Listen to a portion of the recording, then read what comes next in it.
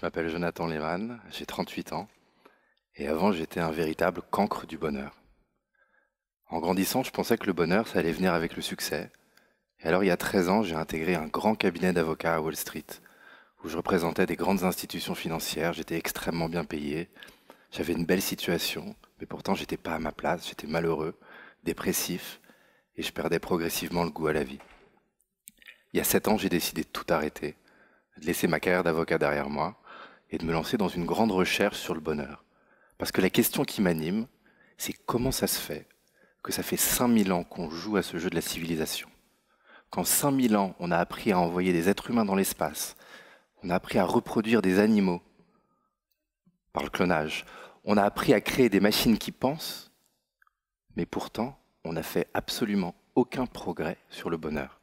À en juger le nombre de dépressions, le nombre de suicides, le spleen ambiant, on aurait même régressé sur le bonheur. Et ce que j'ai découvert pendant cette exploration, cette recherche sur la science du bonheur, c'est que le bonheur, il n'est pas à l'extérieur, il est à l'intérieur, et que l'ennemi numéro un du bonheur, c'est un phénomène qu'on peut appeler la tyrannie du mental. Et ce phénomène, il a été particulièrement bien résumé, je trouve, par un journaliste américain du nom de Dan Harris, qui, il y a 2 ans, a publié un livre sur le bonheur, qu'il a appelé « Comment je suis devenu 10% plus heureux », mais qui, selon ses dires, il aurait voulu appeler « La voix dans ma tête est une connasse ». Alors, est-ce que ça vous parle? Et je suis désolé du terme, mais moi, c'est un terme qui m'a parlé véritablement, parce qu'effectivement, on a tous dans la tête un petit dictateur, un tyran, une connasse, qui nous crée des problèmes, qui nous dit que ça ne va pas. Et mon but aujourd'hui, c'est de partager avec vous les techniques pour transformer ce tyran en outil de bonheur. Mais pour ça, déjà, il faut qu'on soit d'accord sur ce qu'est le bonheur, il faut qu'on soit d'accord sur qu'est-ce qu'on va affecter. Parce que le bonheur, ça veut dire plein de choses pour plein de personnes. Pour certaines personnes, le bonheur, ça va être de gravir une montagne, alors que ça va être une angoisse pour d'autres personnes. Pour certaines personnes, le bonheur, ça va être d'être seul sur une plage, alors que ça va être une vision de cauchemar pour une autre personne. En revanche, ce qui est universel, et ce sur quoi on peut se mettre d'accord, c'est la souffrance. La souffrance, c'est quoi? C'est tout simplement les états mentaux et émotionnels négatifs. C'est la colère, c'est la tristesse, c'est la peur, c'est l'angoisse, c'est la culpabilité. Et donc on peut tout simplement se mettre d'accord sur une définition du bonheur qui est l'absence de souffrance. Et donc augmenter le bonheur, ça peut être tout simplement diminuer la souffrance. Une autre façon de voir ça, c'est par rapport à l'instant présent. Le bonheur, c'est l'acceptation de l'instant présent, qui peut aller du neutre à l'enthousiasme, à la joie. La souffrance, c'est la résistance à l'instant présent, c'est quand on dit non à l'ici et maintenant. Ce que je voudrais partager avec vous aujourd'hui, c'est comment faire en sorte d'augmenter nos nombres de moments d'acceptation et diminuer le nombre de moments de résistance. Et pour ça, il faut qu'on puisse mesurer. Et pour mesurer, il y a quelque chose que je trouve extrêmement intéressant. C'est la constatation qui a été faite il y a quelques années de ça par de nombreux psychologues que apparemment le présent conscient durerait 3 secondes. Un moment durerait 3 secondes. Alors c'est une mesure qui peut vous paraître extrêmement arbitraire, et elle l'est, mais néanmoins elle est basée sur l'observation qu'il y a énormément de comportements de mammifères qui durent en moyenne 3 secondes. Que ce soit le temps qu'un panda met à déféquer, le temps qu'une girafe met à mastiquer de l'herbe, la durée moyenne d'embrassade d'athlètes olympiques à la fin d'une épreuve, en moyenne 3 secondes. Alors vous pouvez vous dire, oui, mais moi, mes états mentaux, émotionnels, je les tiens plus longtemps que ça. Et c'est vrai que nous, les adultes, on tient nos états mentaux et émotionnels plus longtemps que ça. Mais pourtant, observez des enfants en train de jouer dans un bac à sable, dans une cour de récréation. Ils passent du rire aux larmes, de l'extase à la colère, de la joie à la frustration, en quelques instants seulement. Et ça nous montre que nous aussi, on a cette capacité de changer nos états mentaux et émotionnels, même quand ça nous paraît difficile. Et c'est responsabilisant. Et si on postule que dans une vie moyenne, on dure 80 années et qu'on en dort un tiers, ça veut dire qu'on a 500 millions de moments dans la vie. 500 millions d'opportunités d'être dans l'acceptation ou la résistance à l'instant présent, d'être dans le bonheur ou d'être dans la souffrance. Et donc maintenant, je vais partager avec vous mes 3 antisèches du bonheur, les 3 choses pour justement augmenter le nombre de moments de bonheur, quel que soit l'endroit où vous vous trouvez, et contrecarrer cette tyrannie du mental et en faire un outil de bonheur. Et ça s'appelle des antisèches du bonheur parce que moi, je suis un étudiant du bonheur à plein temps. Mais je sais que vous n'avez pas le temps d'être des étudiants du bonheur à plein temps, et puis vous avez des quotidiens qui sont très chargés, et ce dont vous avez besoin, c'est des petits trucs qui, sans bouleverser votre quotidien, peuvent complètement changer votre vie. Et c'est ça l'idée de ces anti-sèches. Elles suivent le principe dit de Pareto, qui nous dit que dans énormément de cas, 80% des conséquences viennent de 20% des causes. C'est ce principe d'effet de levier, les petites choses qui peuvent avoir un gros impact. Et donc ces anti-sèches, elles tournent autour des 3 aspects de la tyrannie du mental, qui sont premièrement que le mental est négatif, deuxièmement que le mental est compulsif, et troisièmement que le mental est intérieur. Premièrement, le mental est négatif, c'est le phénomène connu sous le nom de biais de négativité, qui nous dit que la pensée négative voyage plus rapidement dans le cerveau et qu'elle pèse plus lourd que la pensée positive. Imaginez que je vous fasse 9 compliments et 1 reproche. Après-demain, vous allez vous souvenir de quoi en premier? Ouais, très probablement du reproche. Et on est tous comme ça, c'est notre biologie qui est comme ça. On a une machine à régler des problèmes dans la tête, c'est ce qui nous a permis de survivre. Mais quand il n'y a plus de problème, la machine, elle continue à marcher, elle va créer des problèmes et elle se transforme en machine à créer du malheur. Le penseur Alexandre Jolien, il dit qu'on a tous toujours un problème du moment. Et ça, c'est pas à cause des circonstances extérieures, c'est à cause de notre biologie. Et on peut se demander, mais alors pourquoi est-ce qu'on recherche le bonheur et on a une machine à créer du malheur dans la tête? Et il y a une explication darwinienne pour ça. Et cette explication, c'est que notre espèce, l'Homo sapiens sapiens, existe sur Terre depuis à peu près 200 000 années, mais que sur ces 200 000 années, on en a passé à peu près 195 000 à être des bêtes sauvages dont le seul but était de survivre, à savoir de manger et de ne pas mourir. Et que ça fait que 5000 ans qu'on a changé le logiciel de l'être humain pour passer de la survie au bonheur. Le problème, c'est qu'en à peu près 5000 ans, le cerveau n'a pas eu le temps de changer. Et donc on se retrouve aujourd'hui coincé avec des cerveaux d'animal en mode survie. Maintenant, imaginez un animal en mode survie qui rate un signal positif, qui serait aujourd'hui un compliment, mais qui à l'époque aurait été un fruit sucré. Qu'est-ce qu'il a raté? Juste une occasion de manger quelque chose de bon. Mais s'il rate un signal négatif tel que la présence d'un prédateur, qui serait aujourd'hui le reproche, eh ben il est mort. Et c'est pour ça qu'on a ces machines à créer du malheur aujourd'hui dans le cerveau. Et ça, c'est la mauvaise nouvelle. La bonne nouvelle, c'est le phénomène neurologique dit de neuroplasticité, qui nous dit qu'on peut transformer le cerveau, qu'il est comme de la pâte à modeler. Le cerveau est composé de milliards de neurones, et à chaque pensée correspond son propre réseau de neurones. Et à chaque fois que j'active une pensée, que je donne de la force à une pensée, je renforce ce réseau de neurones, de telle sorte que j'augmente la probabilité que ce réseau de neurones s'active automatiquement par lui-même dans le futur. Et ça, c'est extrêmement important. Ça nous dit qu'il n'y a aucune pensée qui est anodine. Toute pensée nous infecte non seulement dans l'ici et maintenant, mais elle envoie un signal au cerveau, s'il te plaît, resserre-moi une pensée comme ça. Et donc toute pensée est soit cercle vertueux, soit cercle vicieux, et c'est extrêmement responsabilisant de comprendre ça. Et ce que nous dit la science contemporaine, et c'est le domaine de la psychologie positive, c'est qu'une des choses les plus importantes pour le bonheur, et une des 2 choses les plus importantes que j'ai personnellement apprises dans ma recherche sur le bonheur, c'est qu'il faut pratiquer rituellement la gratitude pour contrecarrer la tyrannie du mental. Chaque jour, écrire toutes les choses spécifiques pour lesquelles on est reconnaissant. La super conversation que j'ai eue avec mon ami Zoé, le délicieux sandwich au saumon, ce qui compte, c'est d'être spécifique et d'être régulier. Albert Einstein a dit qu'il n'y a que 2 façons de vivre sa vie.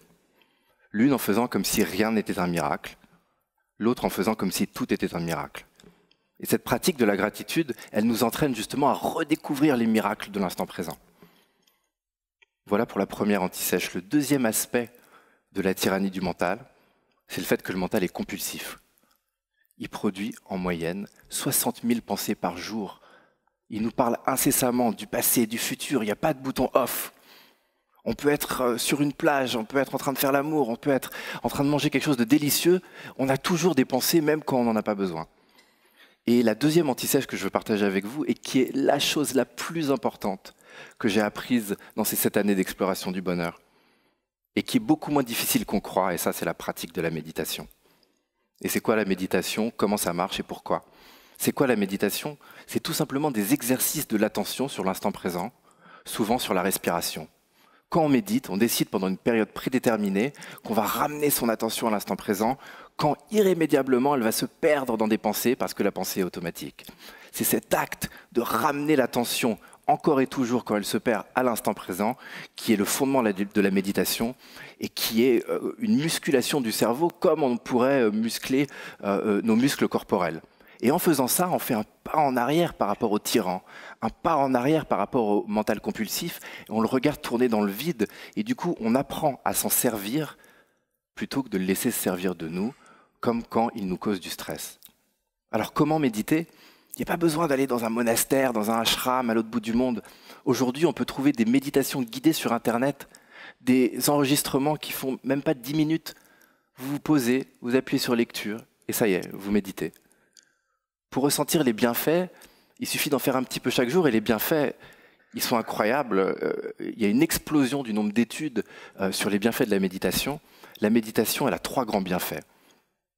Elle rend plus heureux, elle rend plus intelligent, et elle rallonge la vie. Rien que ça.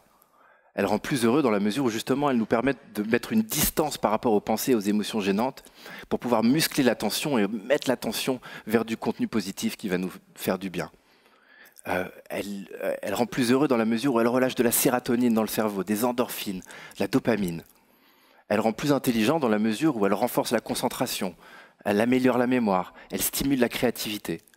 Et elle rallonge la vie dans la mesure où on sait aujourd'hui que la méditation, quand elle est pratiquée régulièrement, elle permet de ralentir le vieillissement des cellules et d'empêcher l'arrivée de maladies telles que des maladies cardiovasculaires. Et d'ailleurs, c'est la raison pour laquelle la méditation est si présente et de plus en plus aujourd'hui dans les hôpitaux. Personnellement, et c'est pour ça que je suis si enthousiaste, la méditation, ça a complètement transformé ma vie. Avant, j'étais colérique, j'étais dépressif, j'avais un très mauvais rapport avec moi-même. Grâce à cette pratique, ces 10 minutes, même pas par jour, j'ai complètement tout changé. J'ai plus confiance en moi, je me souviens d'où sont mes objets, je les cherchais partout avant, je me souviens de mes rêves, la liste est tellement longue.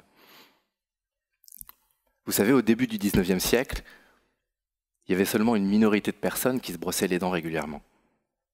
Au début du 20e siècle, il y avait seulement une minorité de personnes qui faisaient du sport régulièrement. Et au début du 21e siècle, il y a seulement une minorité de personnes qui pratiquent la méditation régulièrement. Mais pourtant, les générations futures regarderont notre génération de non-méditants de la même façon que nous, on regarde les anciennes générations qui ne se brossaient pas les dents, qui ne faisaient pas de sport, parce que c'est une hygiène du cerveau qui est absolument essentielle et dont véritablement on ne peut pas se passer. Le 3e aspect de la tyrannie du mental, c'est le fait que le mental, il est coincé dans la tête. Le mental, il est intérieur. On a des problèmes qui ruminent, ça tourne en rond.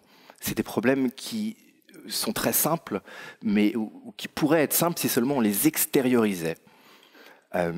Mais pourtant, on les laisse à l'intérieur et on n'y voit pas clair. Si vous voulez, c'est un peu comme la différence entre du calcul mental et du calcul à l'écrit.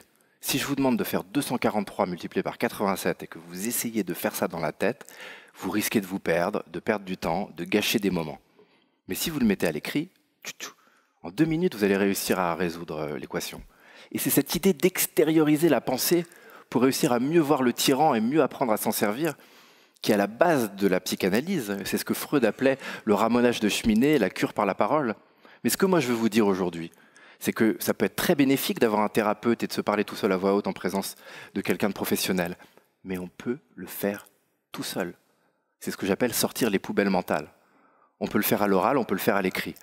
À l'oral, tout simplement, moi ce que je fais et ce que je conseille de faire, c'est quand vous avez un problème, quand moi j'ai un problème, je me retire et je me fais les questions et les réponses. Alors Joe, c'est quoi le problème? Est-ce que c'est vraiment si grave que ça? Est-ce que tu as besoin de te concentrer là-dessus? Bon, bien sûr, je le fais quand personne ne me voit parce que sinon on me prendrait pour un fou furieux. Mais je vous assure, c'est un outil qui est extrêmement puissant. On peut le faire à l'écrit aussi. Tout simplement écrire tout ce qui nous passe par la tête. De l'extérioriser, ça nous aide à mieux le voir, on sort les poubelles mentales. Moi, le matin, je pratique un exercice qui s'appelle les pages du matin. C'est la première chose que je fais quand je me réveille. Et sur 3 pages, j'écris absolument tout ce qui me passe par la tête. Le pressing qu'il faut que j'aille chercher, le rêve que j'ai eu. Et ça aide justement à voir son mental et à décider à quoi est-ce que je vais donner de l'énergie et qu'est-ce que je vais plutôt mettre de côté en fonction des buts que je me fixe pour ma vie. Pour illustrer les bienfaits de cette extériorisation de la pensée par les poubelles mentales, imaginez qu'on joue à un jeu. J'ai un sac de boules, des boules rouges, des boules bleues, et je vous demande de sortir toutes les boules rouges. Si le sac il est opaque, ça va être très rébarbatif, vous allez faire comme ça va prendre des heures. Mais si le sac il est transparent, en 2 secondes, vous allez trouver toutes les boules rouges. Et le fait d'extérioriser les pensées par rapport à juste garder les pensées dans la tête et essayer de les résoudre dans la tête, c'est la même différence qu'entre le sac opaque et le sac transparent.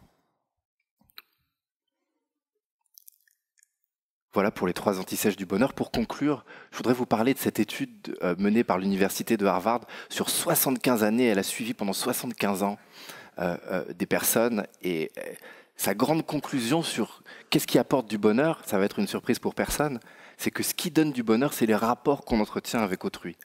Mais ce que moi je veux vous dire aujourd'hui, c'est que pour avoir des bons rapports avec les autres, il faut avant tout avoir un bon rapport avec soi-même.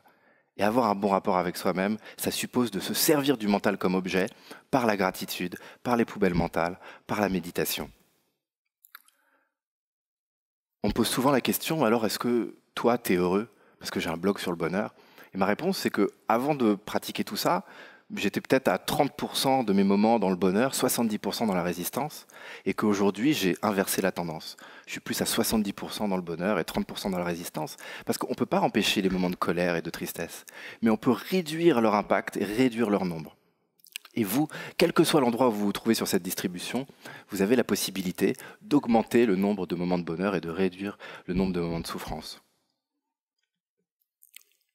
Je suis ravi si vous avez trouvé intéressant ce que je vous ai dit ce soir, mais la vérité, c'est que en fait, je m'en fous un peu d'être intéressant.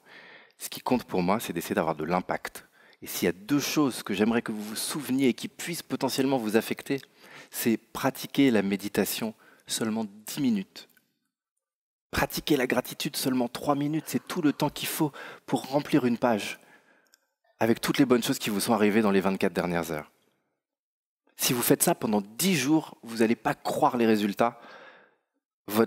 La réalité virtuelle qui est votre vie va complètement changer.